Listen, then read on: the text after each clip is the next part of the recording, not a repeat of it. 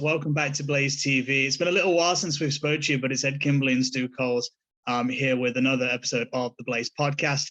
And joining us for the first one during the season is Blaze captain, defenseman Justin Hamonic. Hammer, it is awesome for you to be our first guest in regular season time. How's it going? It's going well. How are you guys doing? Yeah, doing okay. Stu, how are you doing? You're all clear of the Rona in the Coles house now, right? Yeah, we are fully clear, raring to go. I've been, back at the Skydome past couple of weekends, although, we've not really seen each other. So it's nice to see your face as well. Yeah, man. Stu Justin was on the injury reserve list for like 10 days there. So we were skating a man short on the in the media gallery, but I think we just about got by. But speaking of strange times, man, 2021, it's the first time we spoke, I think, really since it. What a strange year, because you were going to come back to Coventry after 1920, then ended up in Tulsa. So you were preparing for one city, then you ended up in another, prepared for one league, you ended up in another, and the whole thing just looked like it was chaos, man. Because I think Fort Wayne won the Kelly Cup, right? But yeah, they had their points aggregated, so they didn't play all 82 games.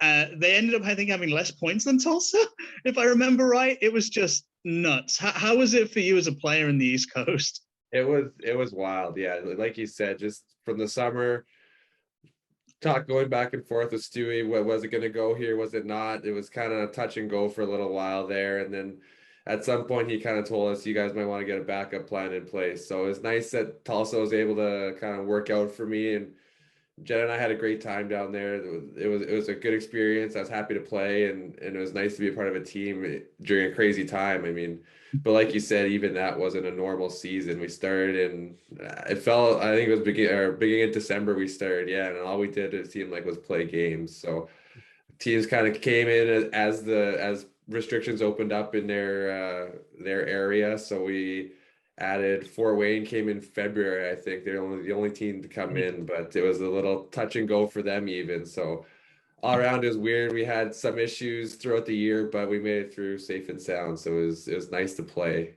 for sure. Yeah, I think that's the underlining thing, right? It was nice to play because a lot of guys didn't. Yeah, no doubt. And every time you're on the ice, that's all you think about. There's no worries. It's like, all right, we're just playing. That's what we know, and that's what we want to do. So it's kind of, at that time at least, it was kind of a break from reality and everything else that was going on. Sure. A lot of guys have kind of ended up coming through Tulsa and ended up in Coventry. Drew Fisher, Kevin Noble, a bunch of other guys. They all say it's a great place to play the game. Yeah, I enjoyed it quite a bit. There's a beautiful rink there. The fans are very good. They're supportive, and I mean, it's great weather, and you're almost in Texas. You're pretty far south there in the U.S. So to spend a winter down there wasn't that bad. We got the winter storm, but even that, for me coming from Winnipeg, wasn't that bad. I was laughing at everyone down there. So it was an enjoyable place to play. Correct me if I'm wrong, though, because I think Jenna was going to go to Coventry Uni last year too, right? So really had to do a 180 on the plans for the Hamonic. Yeah, exactly. That was the plan. But I mean, no, I don't think anyone's plans went according to plan in 2021. So we kind of adjusted on the fly and made it work out. So we were able to get a little bit of elite hockey in with the mini series. So the 4 teams got to play there. How much of that were you able to take in from afar, or were you kind of busy with your schedule and the times not really working out to catch games and stuff? We were busy. We didn't get the chance to watch anything, but I was always keeping tabs on the box score and kind of watching highlights as they were posted and whatnot. I mean, the guys over here do such a great job online trying to post everything on social media, so it was easy to keep tabs that way. Part of me wanted to be here, but part of me, we had a good situation in Tulsa, so it was hard to watch all the guys play here, but I'm glad they were able to get on the ice and it shows some of the guys got an opportunity to kind of show what else they can do, which was nice to see. One of those guys being David Clements, because he had a heck of a mini series, and it was almost like a bit of a breakout opportunity for him, wasn't it? And he's carrying that through to this year. Absolutely, yeah. I noticed his confidence is completely different from, I call it last year, but I guess 2 years ago to this year. He's a different player now. He's confident with the puck. He wants to have it on stick, and you've seen that in the game so far. I mean, he's scored 2 goals already, and I could be wrong, but he might have had 1 the season before. So it's great to see. He deserves it. He's worked hard for it, and I'm really happy for him. I call it last year too. Stu gives me all kinds of all kinds of stick for it. It's like, no, there's been a year in between, but it just doesn't feel like it. So when the world is kind of coming back to normal again, because like, when people come and play, like, in a city, and, they kind of, I guess, go through the motions a little bit, at times. It's like, oh yeah, it's great to be here. I've heard nothing but good things is the mantra. You really love it in Coventry, don't you? Like, from speaking to you, like, briefly on the ice after one of the first preseason games, I think it was clear that you're like, yeah, man, I love it here. I am so happy to be back, like, genuinely. So as soon as it looked like a regular season in 21-22 is going ahead, how quick were you to pull the trigger and be like, right, I've got to get myself back to Coventry? Yeah, it was an easy decision. I mean, the team, Stewie, everyone has treated us fantastic here. The group of players is great too. Like, we all seem to mesh, and I think you've seen kind of the benefits of that on the ice. So it was an easy decision for us to come back here. At this point, it feels like a second home to us. We were driving around today, and it was like, oh, like, it's gonna be weird at some point when we're not here, because it feels like home. So we've kind of got all our little spots, our favorite places, our things to do. So yeah, it's where we want to be, and we're happy here. So it was a very easy decision for us to sign back on for this season.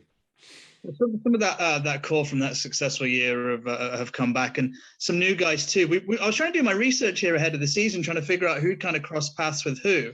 Who have you played against? Because you in Indy last year, they're in you guys were in the East and they were in the West, I think, or is it the other way around? So you wouldn't have played with. I think we would have been the West, and they would have been the East, I believe. Yeah. But it was all different because they had half the teams play. So they played Fort Wayne and who else was near them? Indy, Fort Wayne, and Wheeling. They played them like half their schedule, it seemed, because there's no one really near them. We played Indy 4 times. Broller was on the team, but I don't remember playing Tomer. So he might have been, but I think it was just Broller on the team, and you're never going to miss him on the ice. For sure. Stu?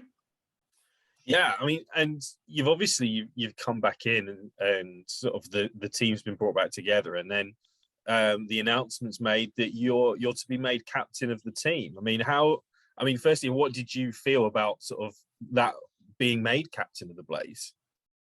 It was a great honor, I guess you could call it. I mean, there's a lot of guys that were deserving. I mean, Broller, like we talked about, Feds, V, they're all right there with me, deserving and helping me along the way. So I was very proud of the recognition, but it's not going to be just me doing it. It's going to be everyone that's kind of helping out and keeping everyone going in the same direction. So, but yeah, but in the end, it was very nice to get that. And how did it come about? Was Danny have a chat with you? Was it, was it the team? Was there any sort of process about it? I think Danny talked to a couple of the other guys, Broller, Feds, V, beforehand. I think he ran it by them because Danny and Keno talked to me one morning to tell me, and those guys had already known. They were after the coaches told me, they were like, hey, congrats, and then the whole team found it at practice. So they were right there with the coaches, and I guess supporting the decision the whole way. And it's a good thing to have that kind of core leadership. Like you don't often want to have just that one voice. You need a group to kind of lead through. So how important is it for the Blaze to have not only the core leadership, but that consistent leadership, guys who've been on the team for a little while now? Yeah, it's huge. I mean, even just for myself, it's my second year in this league, so I can even rely on guys like Feds and V who have been around this league a little bit longer than me to as support and to help me out. I mean, it's like you said, it's gonna be a group effort. They're gonna help me along the way, and we'll bounce ideas off each other. We can talk each other off the ledge if one of us is a little frustrated or heated or whatever it might be, and kind of help out that way instead of one of us just having to go through it by ourselves. But it's not the first time you've been a captain in your career. Does it feel different being a captain of effectively a pro hockey team to a junior hockey team? I would say so, yeah. I would say junior, I would say there's less. Our team wasn't very good either at that point. So I would say there's less expectation. It was more about the young guys, trying to develop them and bring them along. This year, I think, especially coming off last season, there's more expectations, a feeling that we can accomplish something. We're a good team. So it feels like every day, every practice, every game, we got to bring our best and execute. Otherwise, there's going to be people that are kind of on us or whatnot. So yeah, I would say it is different. You're also dealing with different aged players. Junior, it's about helping the guys kind of settle in. They're coming from home for the first time, whereas pro, we're all adults now. So it is a different dynamic for sure. Do you think the league has changed much since last year or 1920 or however you want to define it? You know, is the elite league a different beast now than it was when you first came? I don't think it's changed much. And I say that in a good way because you never know with a year off what might happen to the league. But I would say the quality of play is right where it was to end the season 2 years ago. So, I mean, you look around the league, there's quality players on every team. Every game seems like it's competitive these days. And speaking from being on the ice, you got to be on every night because every team can beat you and every team is going to be a challenge. So I would say, no, it hasn't really changed, but considering the circumstances, that's a pretty good thing because you never know with the year off, some leagues played. So guys might have gone somewhere else, but I don't see that of being the situation. I think you're absolutely right that the games have seemed closer. For all the games that certainly I've watched at the Blaze and a couple of other teams as well this season. Do you think that one of the rule changes, or maybe one of the only real rule changes, is limiting the roster size? So now that there's every team can only have 19 guys dressed. Do you think that plays a fact that some teams can't do the full 4 lines and there's a bit more parity in numbers this year? Yeah, I think so. I mean, knock on wood, we haven't had injury trouble yet, so that's been a good thing. But especially in circumstances where you do run into that, or like we're still trying to get our legs under us, it is nice where you don't have to go up against teams with 13 forwards or whatever it might be. It does keep it on a little bit of a level playing field. Although with that said, I mean, you don't really look at that as a player as a reason for a team being better than you when they have more players on the ice. I mean, you still want to compete with everybody and kind of bring what you can and bring your best, regardless of the roster size or whatever it might be. Yeah, you've got to do the best with the tools you have, I guess. And Danny will tell us, as he's told us on a number of occasions, not to make excuses. And so you do want to perform well. But that said, the start of the season was a bit bumpy in the sense of the guys hadn't quite all got in at the start of the season. So it does kind of disrupt the first couple of weeks, doesn't it? Like knowing the new teammates, line combinations. How do you feel it's gone over the past few weeks? Absolutely. I mean, like you said, the first, whatever that was, the first 3-4 games we played until that exhibition game in Manchester, we weren't exactly what we wanted to be. I think we were still trying to find our identity, still trying to work out the chemistry and find what worked for us. But I think you saw us kind of find what worked for us in that game against Fife. I thought we played quite well and exactly how we wanted to play. We were pretty stingy defensively and kind of did what we wanted to do on the ice. So yeah, it was tough in the beginning, various reasons, but I think since then we've kind of taken a stride and gotten more into routine and settled into what we want to do and found what was going to make us successful this year. Yeah, and there's certainly been some good results, good performances off the back of that over the past few weeks, and the team certainly seems, certainly from a webcast perspective, on an upward trajectory. That things are only going to improve as the year goes on. And with that sort of lineup and pairings and everything else, you've been spending a lot of time, it seems, on the ice with Nathaniel Halbert. And do you feel that your styles kind of complement each other? Because he seems to like join in the rush quite a bit. You're perhaps someone a bit more stay at home. Do you feel that the two of you blend quite well together? Yeah, I would say that. I mean, he's a great skater. He moves the puck well. Like you say, he's always up in the play. So it's nice to play with a guy like that. We both move well together, so we can kind of support each other in that aspect. And you know what he's going to do. He's going to be making the smart plays with the puck, and he's never going to have to worry about him getting beat. He's quite a good skater, so he's going to be able to make those plays. I would say it is a little different from playing with Hash last season. He was a little bit more stay at home, kind of like me. But in saying that, yeah, Hobby's how he's been a treat to play with so far. You know, if you get him the puck, he's going to be able to beat a guy and spring our forwards. That transition game is huge in any ice rink across the country. Like being able to move from defense to attack, particularly for the way I think that Danny likes to play. Having that transition game is really important, isn't it? Definitely, yeah. I mean, we got a team that everyone can skate, so we want to try and attack off the rush, have 4 guys up there, and that's kind of the way the game's going nowadays too. It's more about that speed, have everyone in instead of the 3 forwards on the rush 2D type thing. So that's something that Danny is preaching to us, and we're trying to implement into our game. Edward. Yeah, no, I was just about to say, because we had Drew that did that a lot last year. He loved jumping up into the play, and then you've got, like you say, you got Halby, and then Gibson really likes to jump up in the rush. Hey, although for Gibson, I guess it's no surprise because he played up until college, I think it was, as a forward. So, exactly.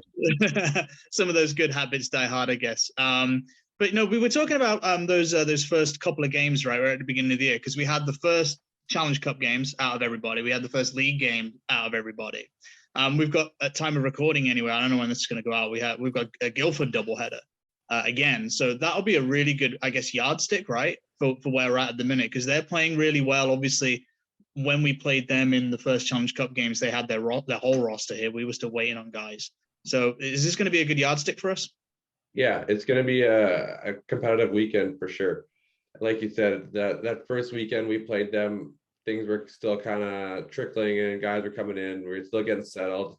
It felt like we hadn't been on the ice much together. So I think this will really be the true test against them, I guess you could say. But we weren't happy with the way that Challenge Cup weekend went initially. So it feels like we need to kind of take this weekend, make the most of it, and show that we can play with these guys, because they kind of skated around us that first weekend. So I've been doing I was going to say I've been doing my social media research, but not really. I've just kind of been scrolling through it today, and I noticed that Glasgow's guys have started to come in. Have you put any thought to that? Because I was going to say it's a little weird them starting late, but then, like you were just talking about Fort Wayne earlier, they started super late last year, so that's going to be interesting, them dropping into the league in a few weeks. Yeah, it will be. Honestly, I haven't thought much about it, but yeah, like you say, Fort Wayne did that in the league last year. I would say the one difference between Fort Wayne doing it and Glasgow doing it is that schedule in the East Coast League last year was fairly condensed, and it was pretty compact. So there was a little bit more wear and tear on the teams that had been playing when Fort Wayne started. Whereas with Glasgow, I would say the schedule here is a little bit less compact. So the wear and tear isn't quite the same as it was when Fort Wayne came in, as opposed to when Glasgow is going to come in. So I don't think it'll be quite the same advantage as Fort Wayne had last season. No, for sure. I guess the disadvantage too will be teams will be hitting their stride while they're not having played competitive games. And it's not like they've really got anyone they can play against as an exhibition either, is it? No, exactly. They're going to jump right into it. We'll be all at game speed, regular season speed. So in that way, it might be a little more difficult for them. The other thing I think we're all really looking forward to this weekend is getting a first glimpse of new Yanni 2.0. I saw the guys took him golfing already. How have his first couple of days been? They've been great. He seems like a good guy. Yanni, old like Yanni, and I mean that by the one that was here before, not his age by any means. He's been joking around that he's the original Yanni, so we'll have to find a nickname for new Yanni. But yeah, he's fitting well, and he seems like he'll be great for us. So it's exciting to have him here.